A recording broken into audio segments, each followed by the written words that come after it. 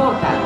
Неклассические виды конного спорта появились в России относительно недавно. И сегодня они являются одними из самых динамично развивающихся направлений.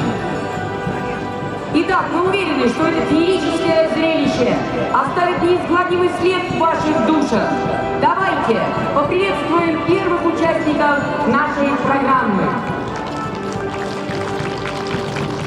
Уважаемые зрители, на манеже спортсмены конно-спортивного клуба «Братство» Анастасия Петрова и Евгений Шарангович.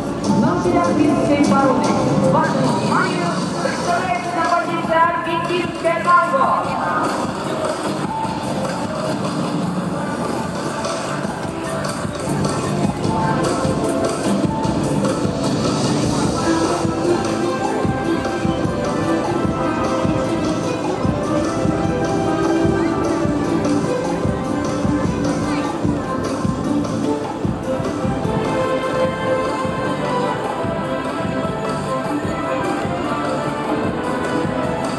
Анастасия Петрова и Евгений Шарангович вместе со своими чемпионатными красавцами средней породы являются уже корифеями выступления на различных соревнованиях и конно-спортивных мероприятиях.